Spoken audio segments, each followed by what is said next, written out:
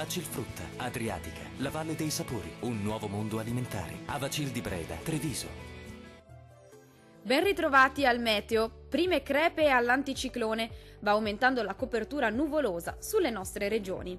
Ma vediamo il dettaglio. Sul Veneto la giornata sarà caratterizzata da più nubi rispetto ai giorni scorsi su tutta la regione. Cielo a tratti coperto, tuttavia sarà piuttosto basso il rischio di precipitazioni. Diamo uno sguardo alle temperature previste. Le minime saranno comprese tra i 18 e 20 gradi.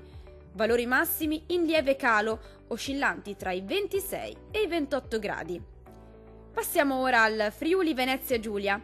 Cielo coperto oggi su questa regione, ma il tempo si manterrà sostanzialmente asciutto ovunque. Possibili foschie mattutine sulle aree pianeggianti. Vediamo anche le temperature previste in calo. Le minime saranno comprese tra i 18 e i 19 gradi. I valori massimi invece saranno oscillanti tra i 26 e i 28 gradi. Vediamo infine la situazione del Trentino Alto Adige. Cielo parzialmente o irregolarmente nuvoloso nella giornata odierna su questa regione, tuttavia non sono previsti fenomeni particolarmente degni di nota.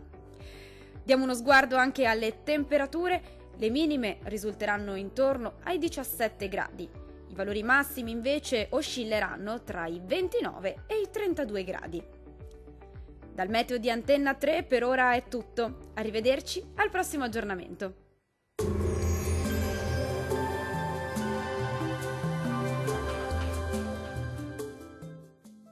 Vacil Frutta, Adriatica, la Valle dei Sapori, un nuovo mondo alimentare. Avacil di Breda, Treviso.